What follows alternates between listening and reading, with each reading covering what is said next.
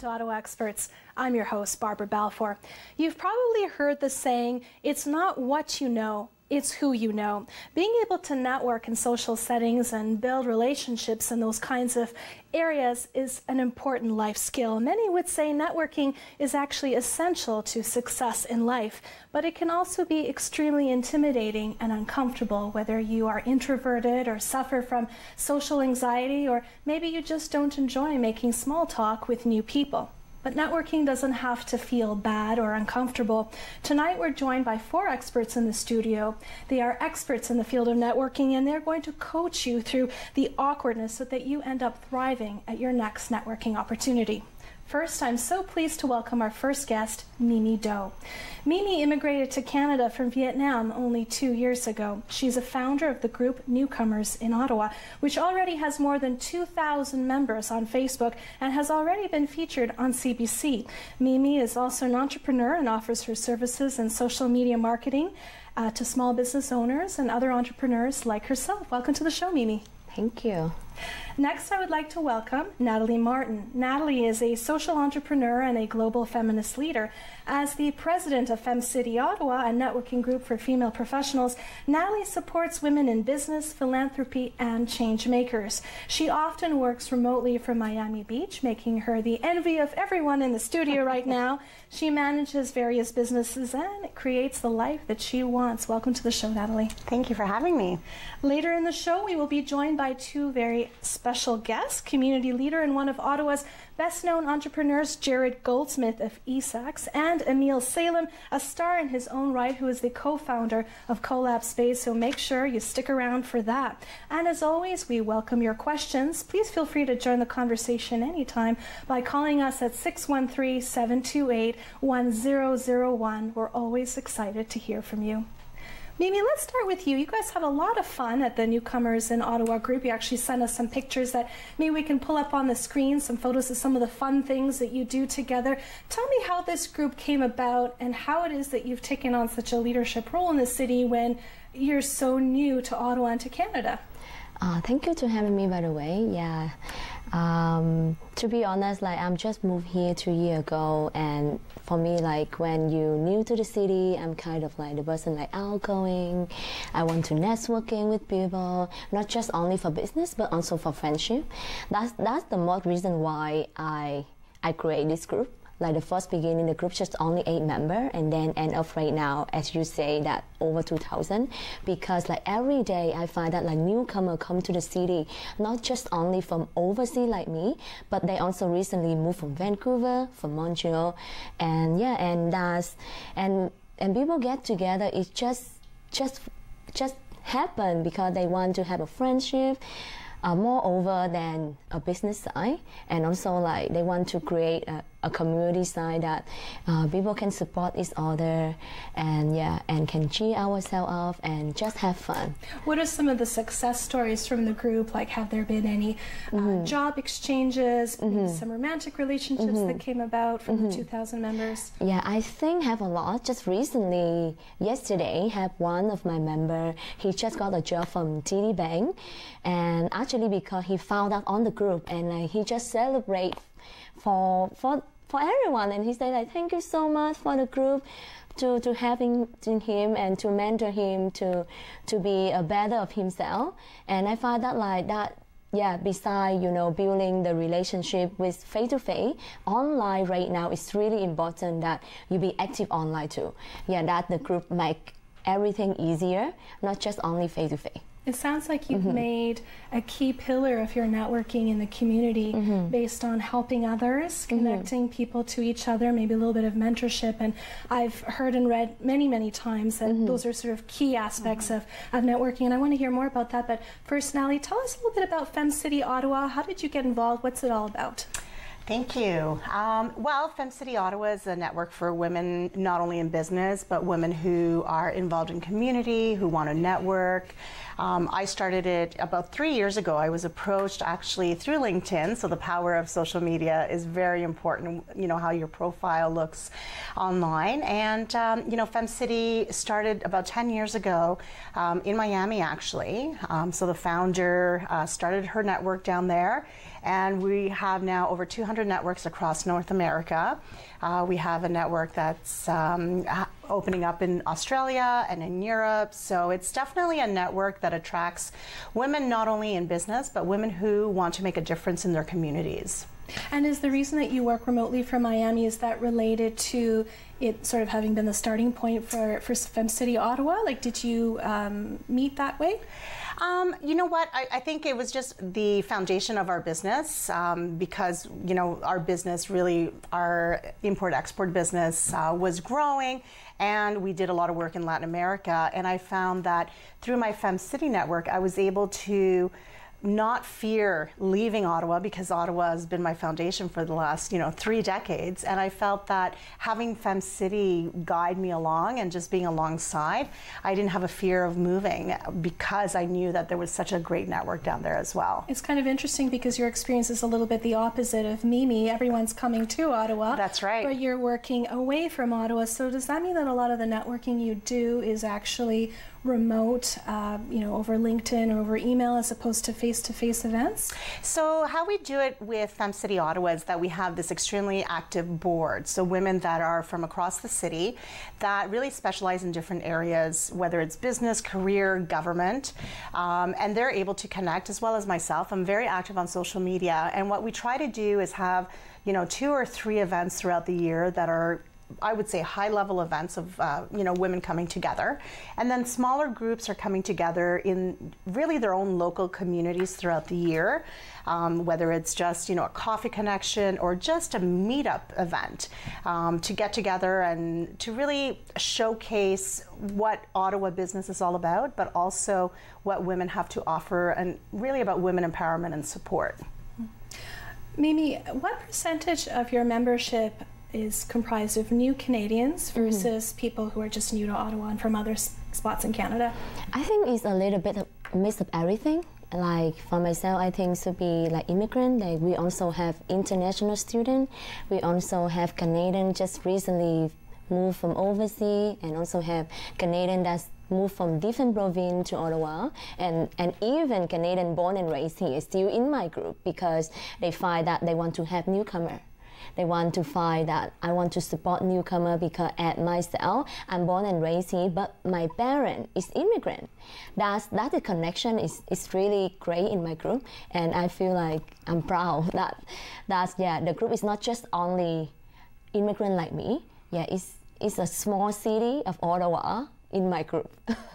One of your points that you had made to me earlier when we were chatting is the importance of surrounding yourself with people who are better than you. What does that mean to you? I think I want to move a little bit about better than me. It's about around with those people that love you. That's love is all that will be better, right?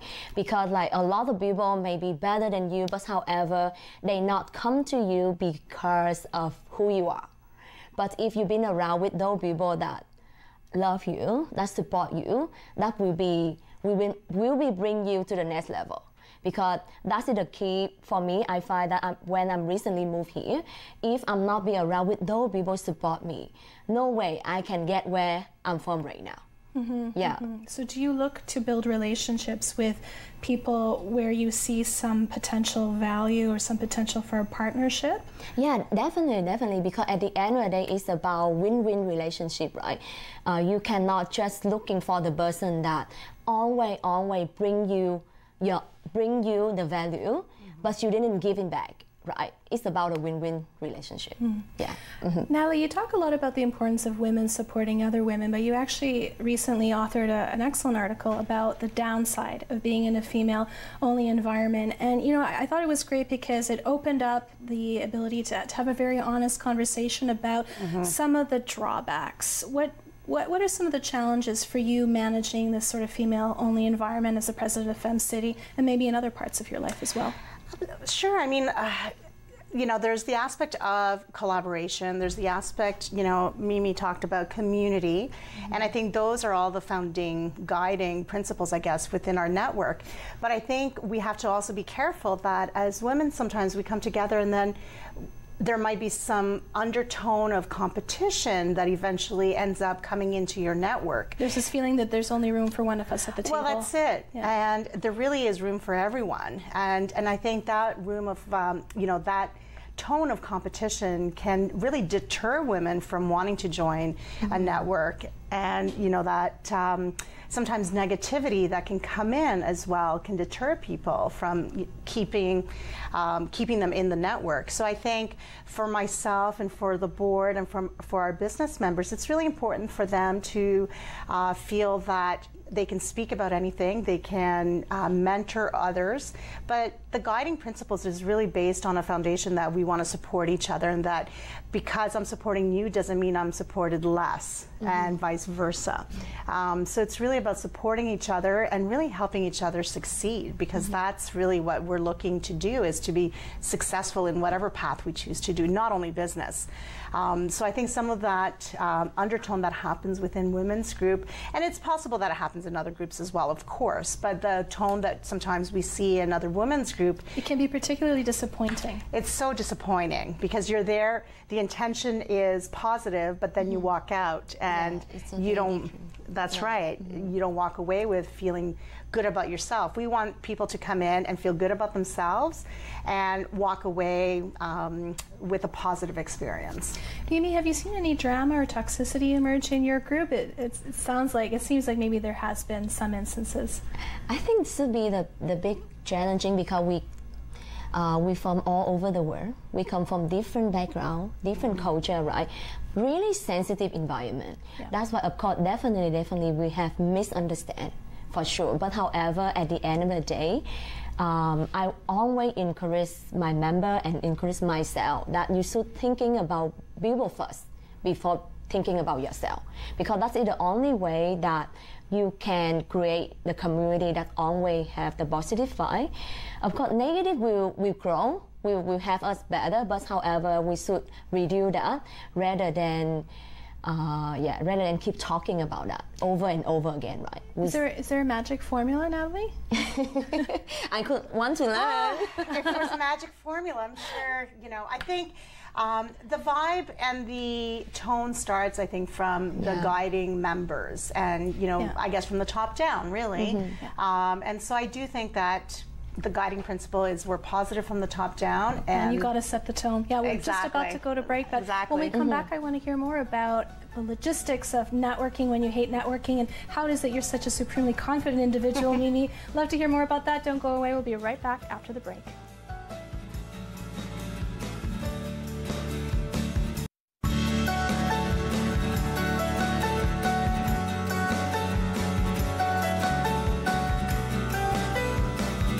Welcome back to Ottawa Experts. I'm your host, Barbara Balfour, and we're live in the studio with special guests Natalie Martin and Mimi Doe, who are teaching you all about how to network when you hate networking.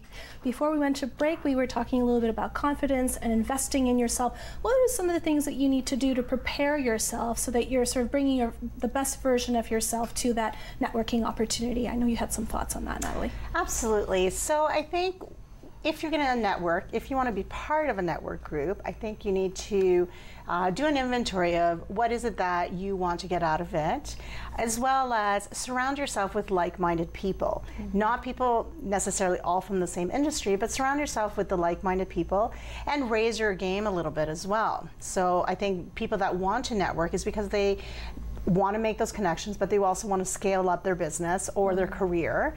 And I think what I found is that the people that invest in themselves, both financially and time-wise, are the ones that really are the ones that are moving forward, and you really see that their success from year to year, levels up. Give us some examples of what that investment might be. Sure. So, I mean, with Femme City, the financial investment to have a business membership, we have a promotion this month, in the month of June. It's $99 for the year. It gives you access to our online resources, our online webinars. We have classes on, how to start a business, how to scale up your business, marketing. So that educational platform is something that is, is priceless. So, and then you have access to not only members that are in your local area, but globally. globally as well, so that you're learning from other women and from other experts in different fields. So for $99, I think it's an amazing investment financially, but also the investment of attending events or even attending online live Facebook,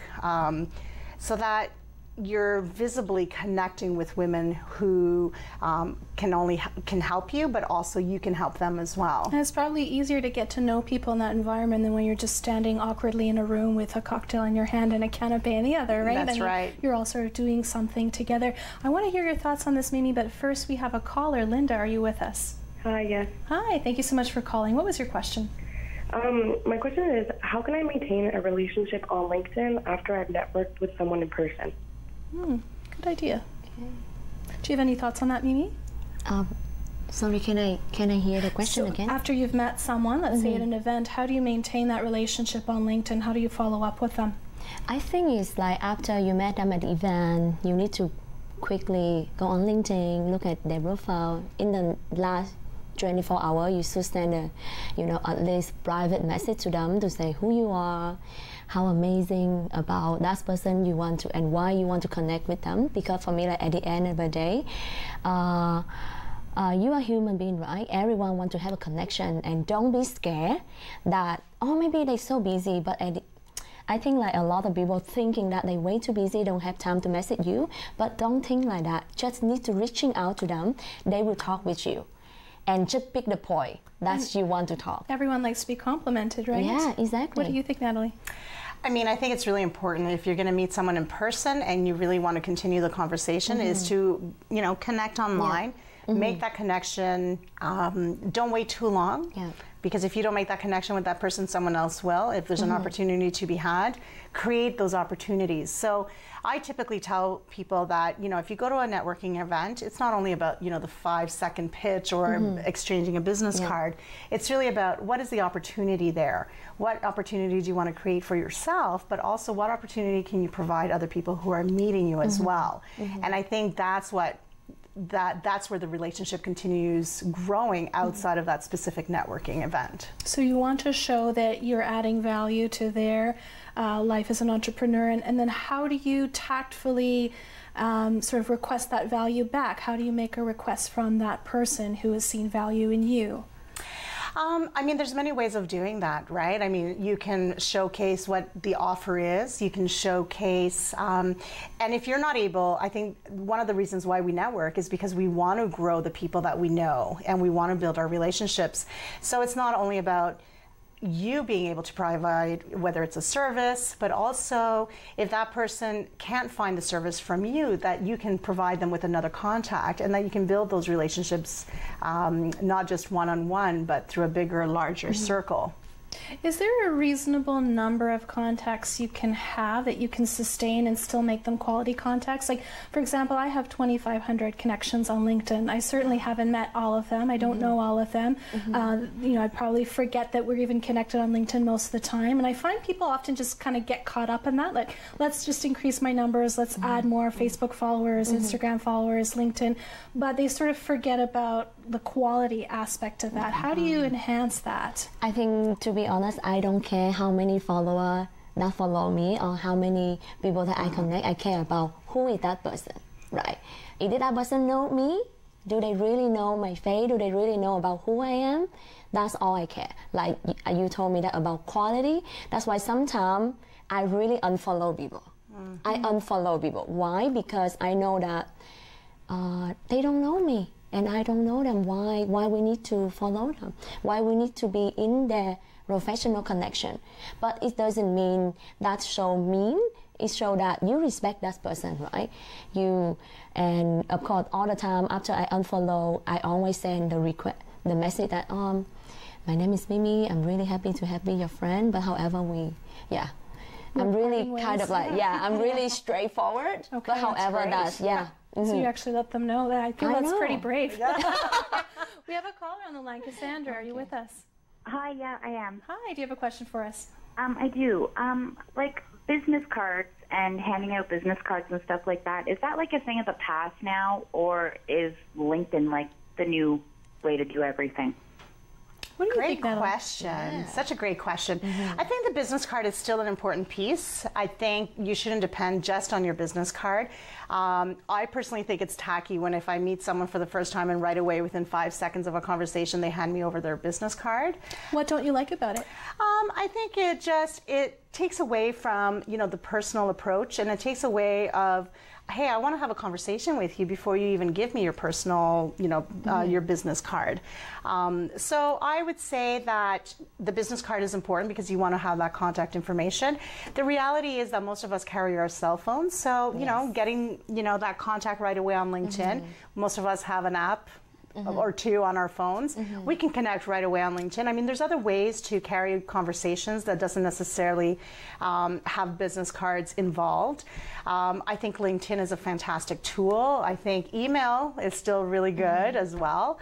So there's different ways, but I think if the intention is to have conversation first, and then from there build in how are we going to connect following this 5-minute, 10-minute chat.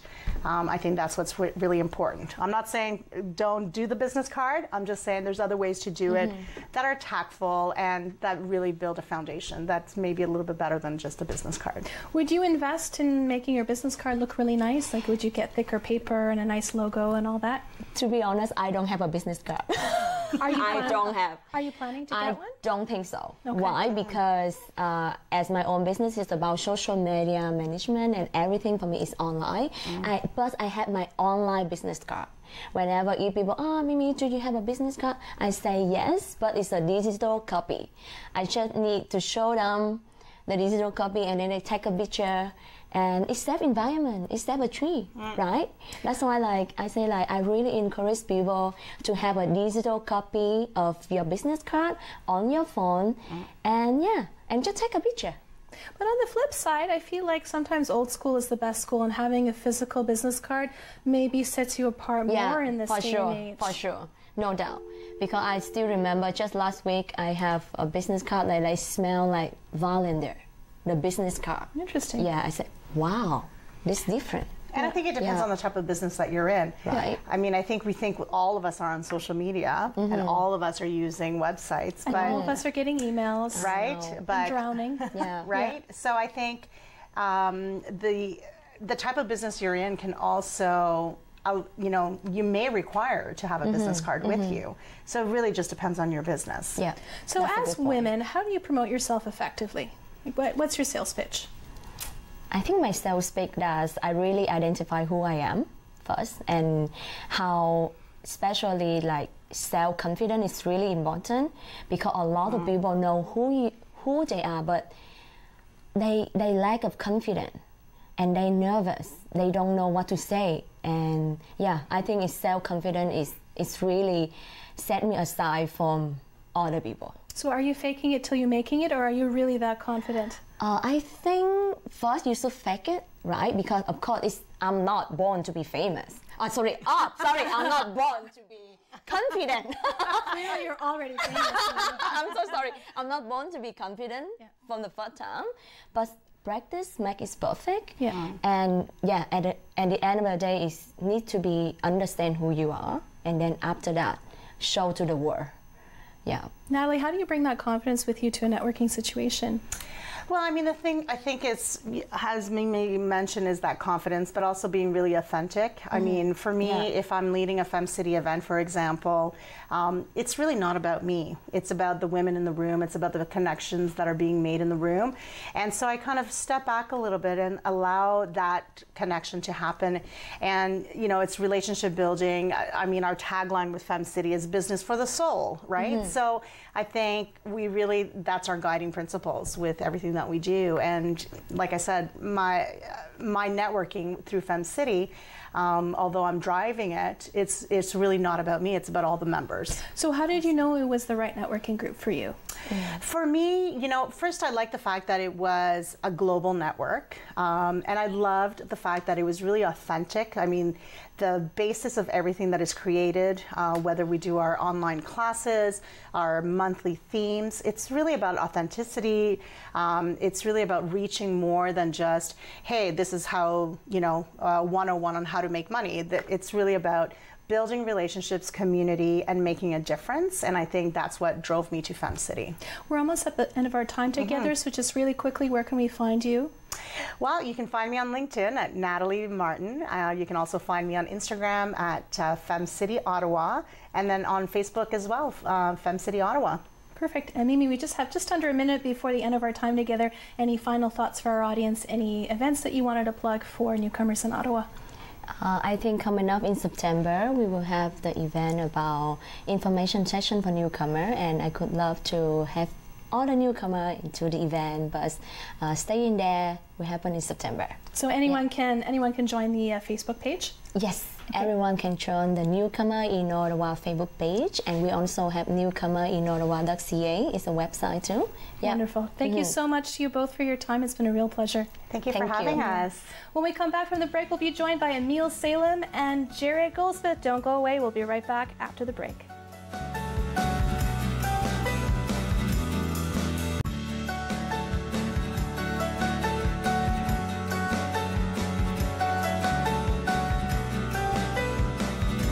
Welcome back to Ottawa Experts. I'm your host, Barbara Balfour. On tonight's show, we're talking about how to network when you hate networking.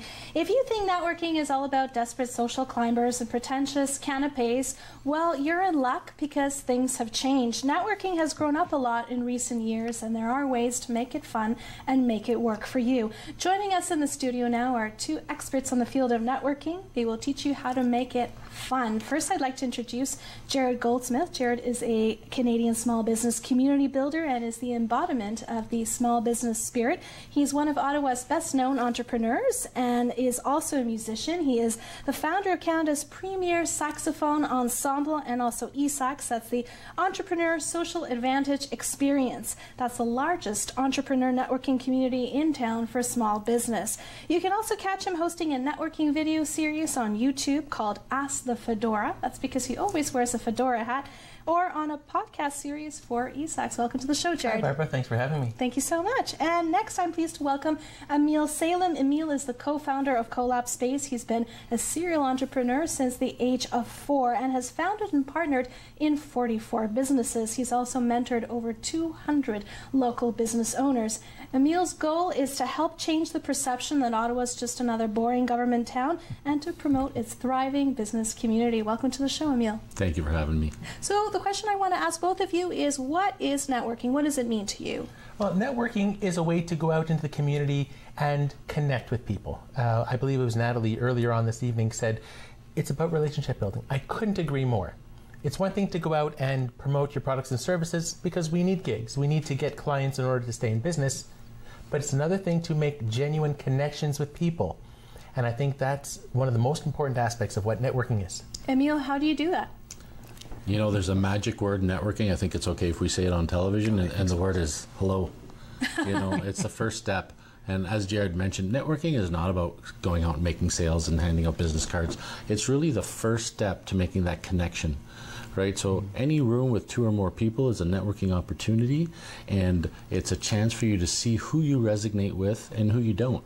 You may not resonate with everyone, but you're trying to find that first connection and making that first step. So it's not about making a sale and handing out business cards and talking to as many people. It's about trying to find those 1 or 2 or 3 people in a room that you may resonate with, and it's the first step, and then make the plan to meet again and continue building a relationship. When you only have so many hours in the day, you have to choose wisely, and I think ultimately when you're in a networking situation, you want to choose people that you think will fit into your life or your goals in some way, right? But what I'm hearing is that maybe networking should be seen as more of a long-term endeavor rather than the here and now. It's really interesting because when I started networking originally to get gigs for my band Sax Appeal, I realized early on that not everybody was having a 600-person sit-down dinner. They needed background jazz or classical music. So what I was doing was building these relationships in the event that they might need music in the future or know of people. And what I was doing without realizing it was developing these relationships, which in turn, over the years, has really helped with ESAX. So have certain situations come about that surprised you, where you met someone, forgot about them, and then they contacted you later? Absolutely. And I heard quite often, Barbara, somebody says to me, they call me up on the phone and say, hey, Jarrod, you might not remember me. I met you at a networking event 3 years ago. And I go through my database, and I have very careful records. I say, oh, yeah, John, it was nice to see you. How's your mom? Is she out of the hospital? and they're amazed that I remembered because I had it written down in my database. And perhaps we'll talk about it later on. The follow-up, the database is so important after you meet somebody at a networking event. I want to hear your thoughts on this as well, but first we have a caller on the line. Jannat, are you with us? Yes, I am. Thank you so much for calling. Did you have a question? I do. I have often hesitated to go to networking events in the past, even though I enjoy getting to meet other people, for the very fact that you get to meet people who seem to be very salesy. And as an entrepreneur myself, the last thing I want to come across is salesy. So my question is, how do you add value? Add value to the point where you build that relationship without seeming salesy to make that connection. Emil, this sounds do you have any tips in that area? Yeah, absolutely. Thanks for that question. I find that a lot of people, like Jannat, I believe her name was, are afraid to go to networking because they think they have to talk about themselves and make a sales pitch. And it's really the opposite. And the best way to do that is to, you know, say hello, mention your name, ask their name, and ask questions. People like to talk about themselves. So you're finding that person you resonate with. And when you do, offer up how you can help them.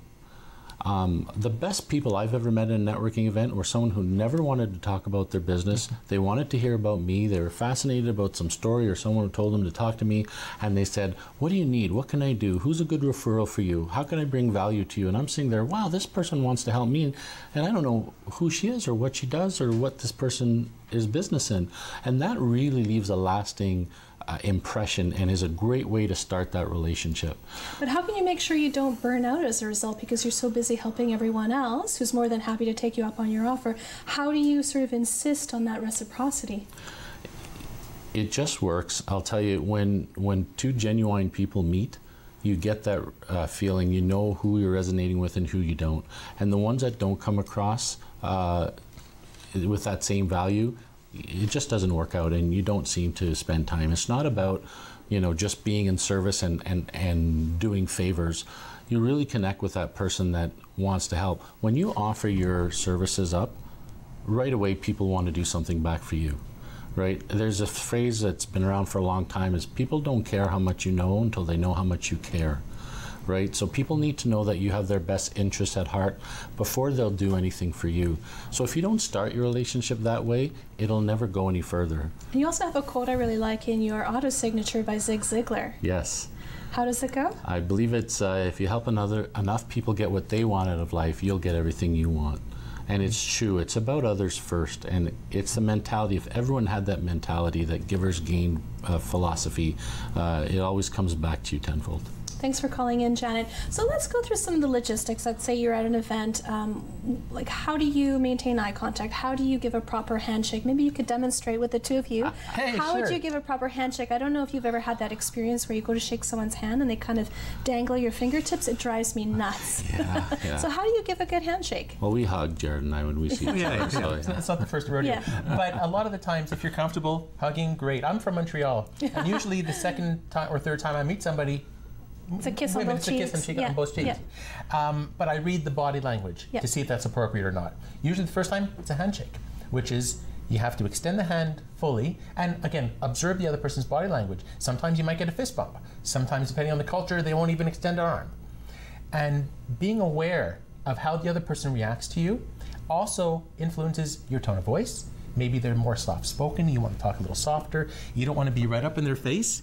Well, you might, but most other people, because it's so important to be aware of how you come across. It sounds like you need to be really intuitive and you need to have really high emotional intelligence, and not everyone's like that. when you change the mindset that it's not about you, because a lot of people are nervous because they're practicing their pitch.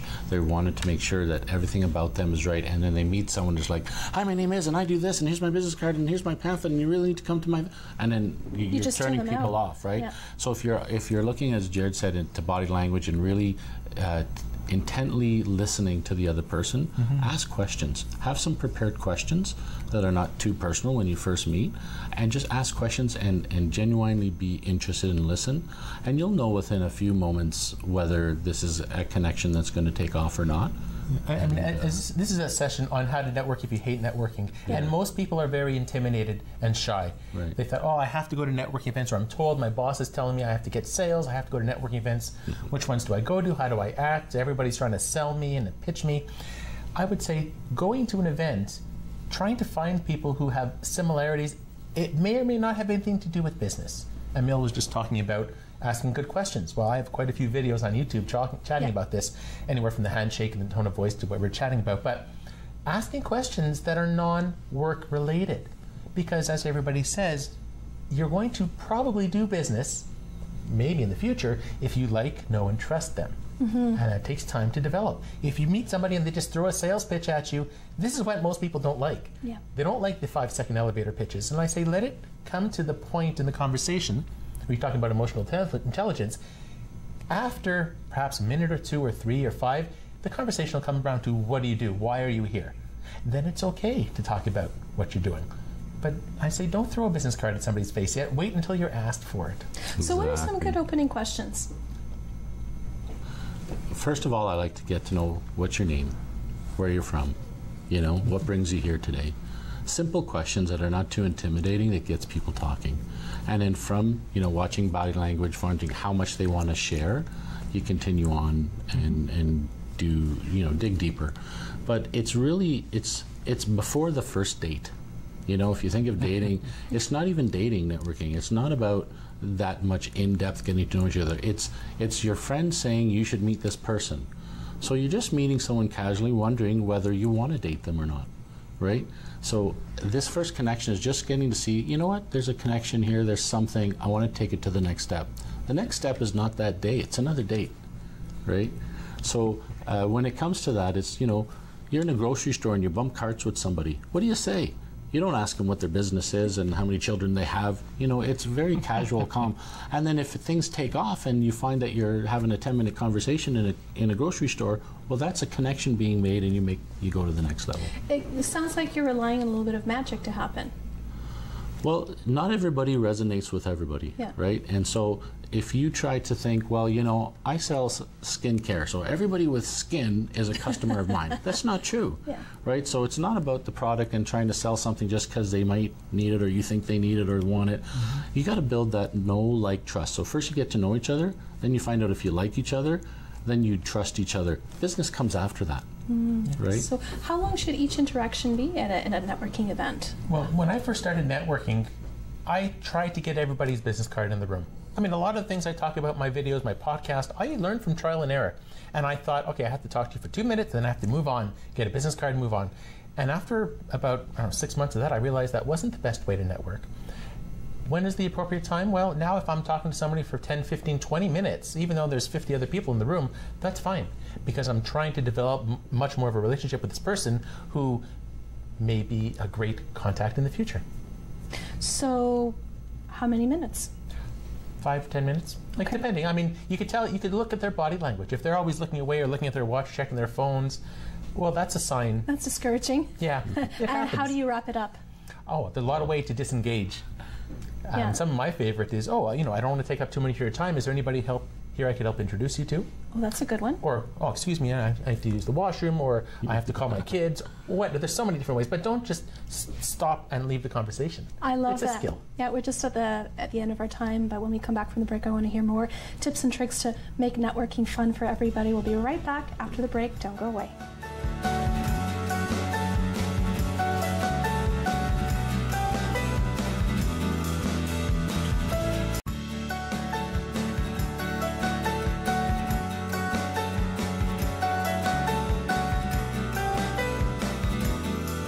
Welcome back to Ottawa Experts. I'm your host, Barbara Balfour, and on tonight's show, we're discussing how to network when you hate networking with special guests Emil Salem and Jarrod Goldsmith.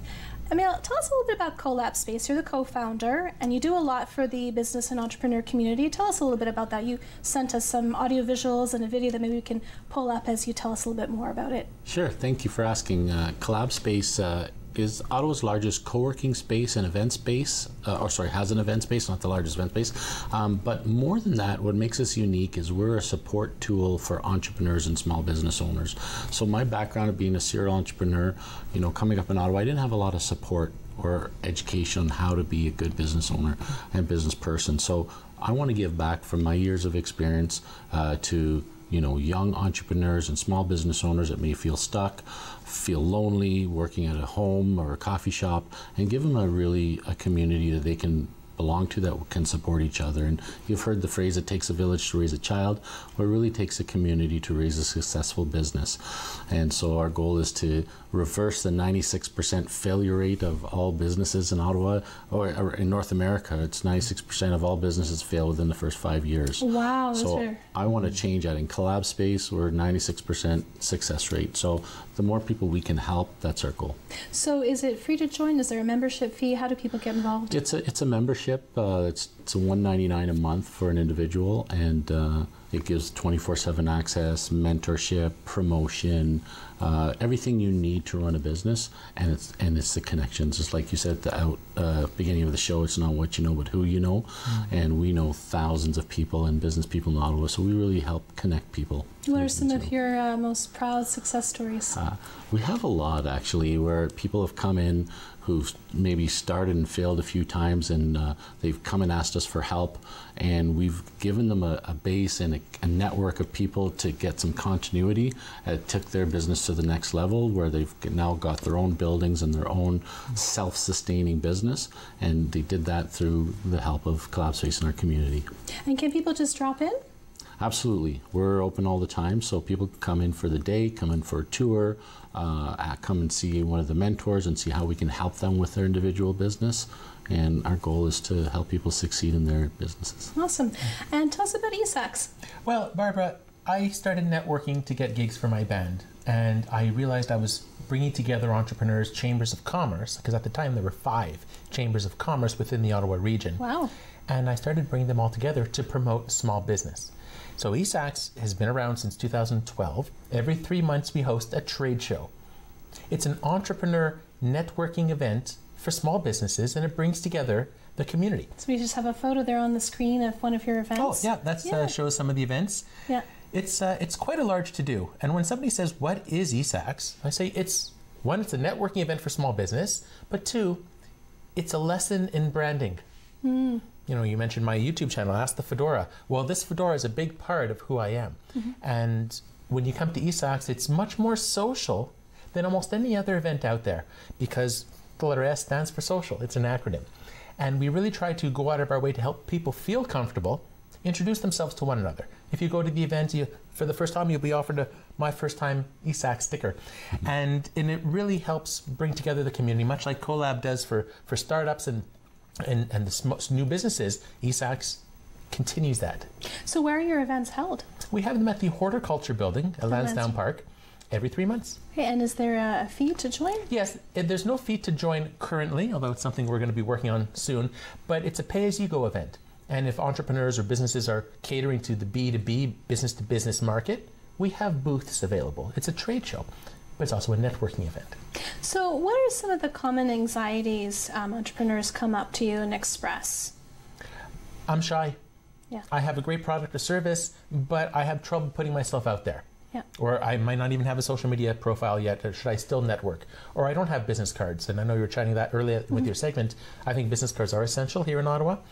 And it's just help people come out of their comfort zone and to realize that you need to put yourself out there. Are you an extrovert, Emil?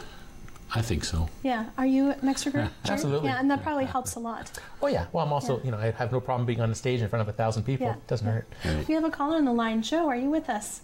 Yes, I am. Hi, Joe. Thanks for calling. Did you have a question for our guests? I do. I'm actually going to be a published author soon, and before I get my book out there, I was wondering, is there like a way that I can share that with people and get some feedback? I don't necessarily want to bring a bunch of books with me to an event like this, but I would like to have some sort of a feedback before I get it finished. Any thoughts? So I've helped a few authors, preview their book and give some thoughts on it if that's what you're looking for, and if you're looking for mass adoption of people to get your book. It's about building your tribe and your community. So like I say, any business who's just starting out, don't wait until everything's done and you need to start selling to meet people.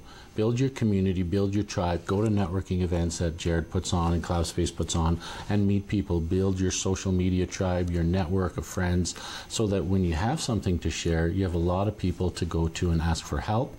And then when you're ready to do your book launch or your business launch, well, you got hundreds of people that you can invite to help you get started. You already have your tribe. Yeah. So the network, the community that you need to build is the first thing you do before you start your business. And in this case, Joe, I would say it's very wise to create a Facebook page for your book. Right. Even have a template and say, you know what, I'm looking at attending these events, or I'm thinking of this promoting XYZ, and leave it out to the Facebook world for a survey of some sort.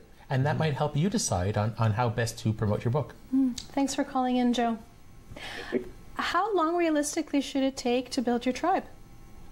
It's always a work in progress. Yeah. It never ends. Yeah. Yeah, it never ends. Sure, but I mean, how long should it take before you feel like you're gaining some traction?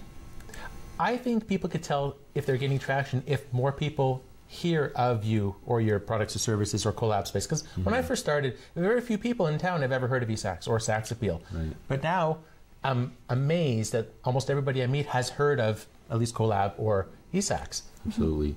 You know, you met Mimi earlier. She's only been here a year, and she's got over 2,000 followers on a Facebook page. So, you know, when you're doing something right, the public will tell you. And that's a very good tip, too, even for Joe, is listen to your future clients. Listen to the community around you. Listen to your customers. They're the ones that are your boss. They're the ones that are going to tell you if you're doing the right thing, right? So good point. So let's say you're at a networking event and you don't know anyone. Do you want to bring a wingman or a wingwoman with you, at least for the first time if you're really shy, or is it better not to bring anyone you know? Well, in many of the larger events, there's ambassadors or volunteers who go out of their way to help introduce people. And I call it tag team networking. Again, I have a few more videos about this. But if you go with somebody who you're already comfortable with, don't sit at the same table with them. Don't talk to them all night. Separate. And I always like to talk about some good tips. If you're shy, you don't know anybody, hang around the entrance, the bar, or the food. So those are the sweet spots. That's where people hang out. And the first thing Emil said earlier, say hello. Go up, say, oh, I am Jarrod, nice to meet you. It's my first networking event. I'm scared up the wazoo. I don't know anybody here. That's a great, perfect, fine question to ask. So it's okay to admit that you're scared or nervous? Be genuine. People can tell when you're not. So, what was I going to ask you? You said that the sweet spots are sort of near the bar, near the buffet, or the... And the entrance. And the entrance. Because if you get there early to an event, often you can help the organizer set up. Learning who the organizers are will help you, especially if you don't know anybody in town. Yeah. And everybody's trickling in one at a time. You have a chance to at least be seen and continue the conversation later in the evening or the afternoon. What are shy, introverted entrepreneurs afraid that is going to happen if they go to those networking events? What are their biggest insecurities? They're afraid people can ask them questions that they don't know how to answer. And does that really happen realistically? No. My wife is a shy person. Yeah. And, you know, sometimes she feels that way, but every time we go out to an event and she starts talking to people, she has the time of her life. And most introverted people do when they take that effort to just go out and meet people and be yourself. And people can tell right away that you're not, you know, the person standing on the table singing a song and doing the dance, right? But people resonate or attract to genuine people more, and introverts tend to be more genuine. Right, because people can tell, well, you know, they're not as outgoing, and they kind of attract and want to get to know them because they know that that person's not going to sell me all day or be very pushy. How do you keep the conversation purposeful? Well, like Emil said, it's all about them. Okay. Don't try to go and give your sales pitch. Always ask people, how can I help you? And I'm reiterating some of what you said, but it's so important to be genuine, to offer others assistance. So when somebody says, hey, Jarrod, I'm looking to connect with so-and-so, or I want to get in touch with this organization, there's a good chance I've met them or the organization, and I'll facilitate an introduction through email or LinkedIn. Does it bring me anything? No. But it does get credibility. And if you become known as the expert in your industry, in this case it's networking, you're the go-to person. Maybe they'll come to your events that way. How do you follow up after you meet someone in person? What's the best way to do so? Well, I like the business card still. Okay. Like the, actually, this is my fancy one, is a fedora. Okay, so you really put cool. a lot of thought into it. I have. Yeah. And connecting. Yeah, we talked about LinkedIn. Great. It was great meeting at the event last night. And then you mentioned something personal about that person, about your conversation. And then put it into your database.